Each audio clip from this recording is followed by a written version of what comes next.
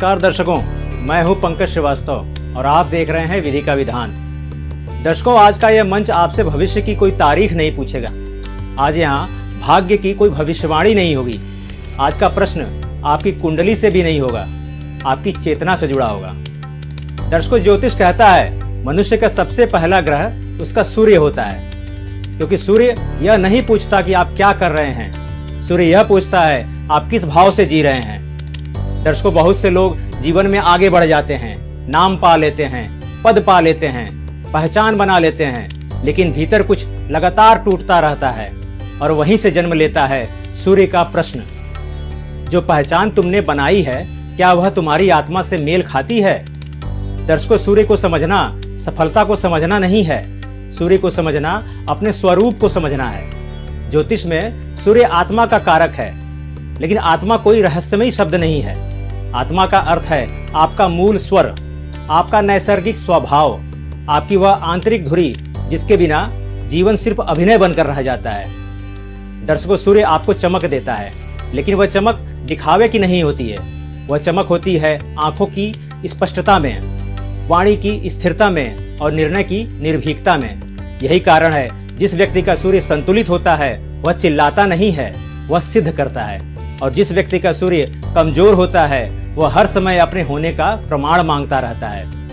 दर्शकों, सूर्य आपको दूसरों से बड़ा नहीं बनाता, सूर्य आपको अपने भीतर संपूर्ण बनाता है।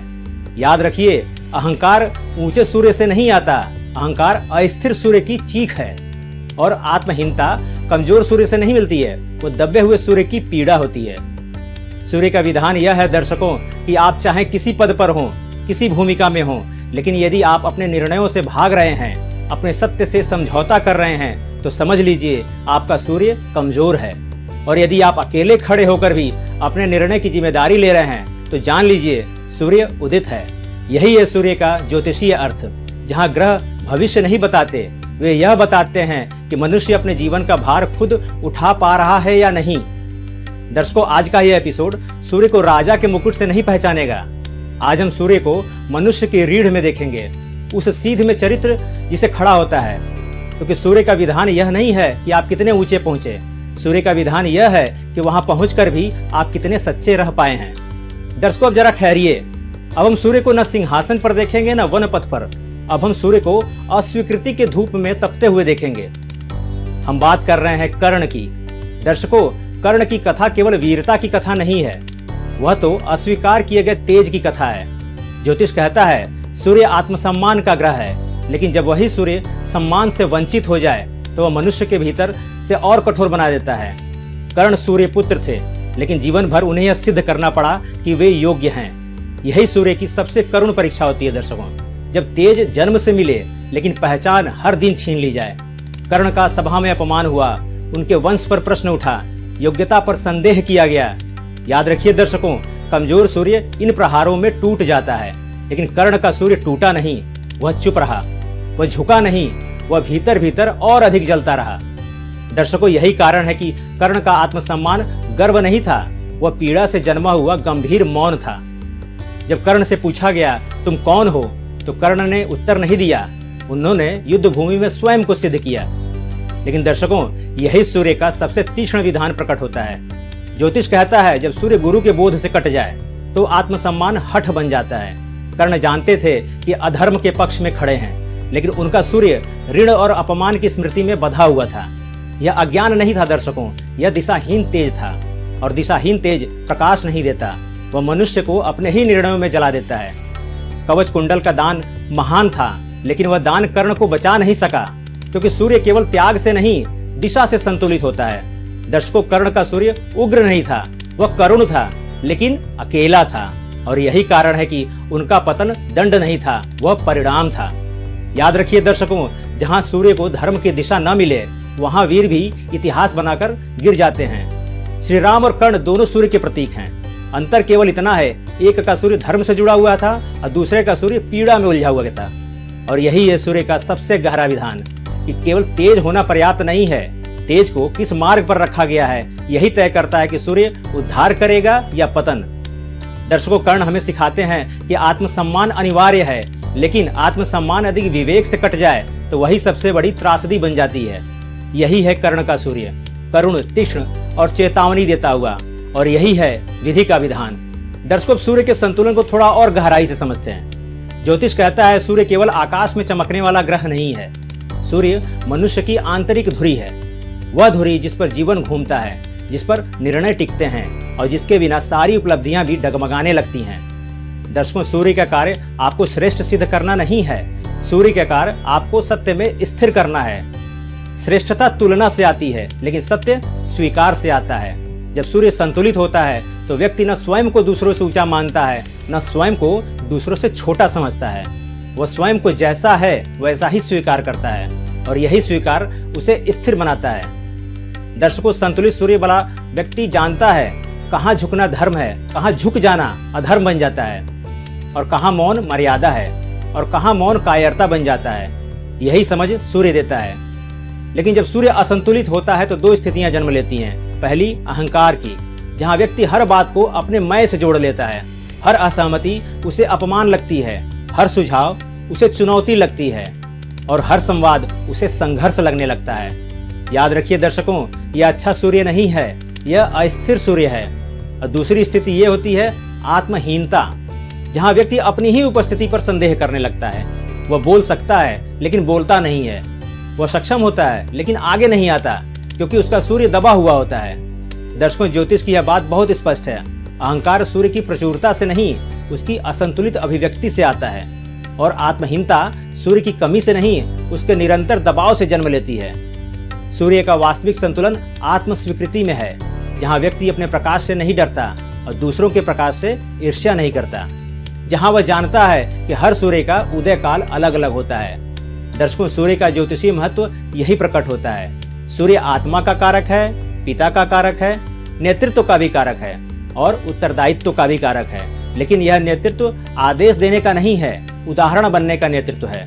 सूर्य आपको यह नहीं सिखाता कि लोग आपको माने, सूर्य आपको यह सिखाता है कि आप अपने निर्णयों की जिम्मेदारी लें। जहां व्यक्ति अपने जीवन के लिए दूसरों को दोष देना छोड़ देता है, वहीं सूर्य मजबूत होने लगता है, और जहां व्यक्ति हर असफलता का कारण बाहर खोजता है, वहीं सूर्य कमजोर पड़ने लगता है। याद रखिए दर्शकों, सूर्य का बल आवाज में नहीं है, आचरण में दिखता है। वो दिखता है आपके समय पालन में, आपके वचन पालन में और आपके आचरण की सीध में। इसीलिए शास्त्र कहते हैं सूर्य को प्रसन्न करने के लिए सबसे बड़ा उपाय सत्य के साथ खड़ा रहना है। सूर्य को झूठ से नहीं ढका जा सकता और सत्य से कभी दबाया नहीं जा सकता।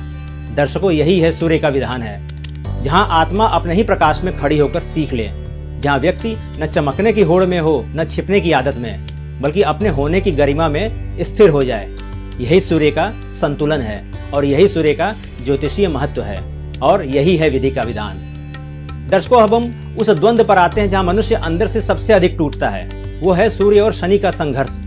ज्योतिष कहता है सूर्य आत्मसम्मान है और शनि अनुशासन। सूर्य कहता है मैं कौन हूँ, जबकि शनि पूछता है क्या तुम इसके योग्य भी हो। यही टकराव मनुष्य को या तो परिपक्व बनाता है या भीतर से कठोर। दर्शकों, ज्योतिषी सिद्धांत के अनुसार जब सूर्य प्रबल होता है और शनि कमजोर, तो व्यक्ति अपनी इच्छा को अधिकार समझ बैठता है, और जब शनि प्रबल होता है और सूर्य दबा हुआ हो, तो व्यक्ति कर्तव्य निभाते निभाते अपने अस्तित्व को ही भूलने लगता है। याद रखिए दर्शकों, सूर्य बिना शनि के अहंकार बन जाता है और शनि बिना सूर्य के दासत्व बन जाता है। जीवन का संतुलन इसी से बनता है, जहां सूर्य आपको खड़ा होना सिखाए और शनि आपको टिकना सिखाए, जहां आत्मसम्मान अनुशासन से नहीं भागे और अनुशासन आत्मसम्मान को कुचलने न दे। यही सूर्य शनि का विधान है, और यही जीवन की सबसे कठोर लेकिन सबसे आवश्यक शिक्षा भी है। क्योंकि जिस दिन मनुष्य अपने सम्मान को समय के अनुशासन में ढालना सीख लेता है, उसी दिन भाग्य नहीं चरित्र निर्मित होता है, और यही है विधि का विधान। दर्शकों, अब बात करते हैं सूर्य की महादशा की, और सबसे पहले एक भ्रम तोड़ लीजिए। ज्योतिष कहता है सूर्य की महादशा जीवन में संघर्ष नहीं बढ़ाती, वह परतें हटाती है।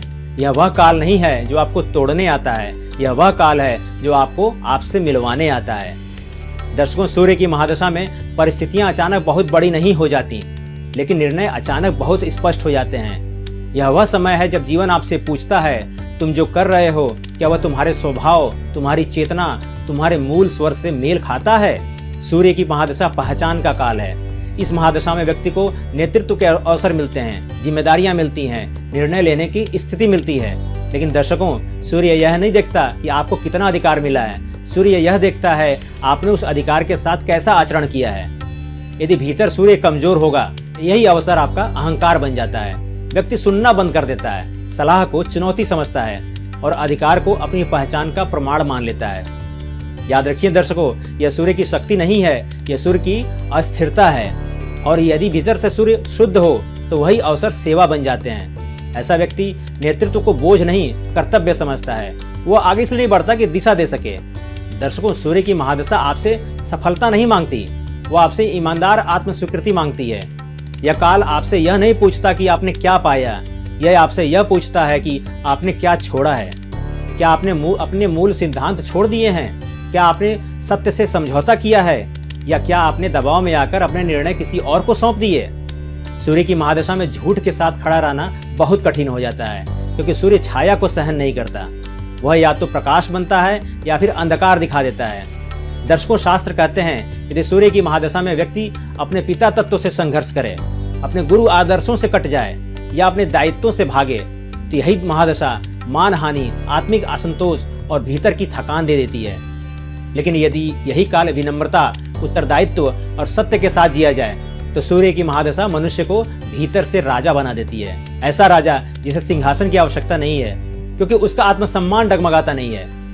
दर्शकों, इसीलिए ज्योतिष कहता है सूर्य की महादशा भाग्य बदलने का समय नहीं है, चरित्र उजागर होने का समय है।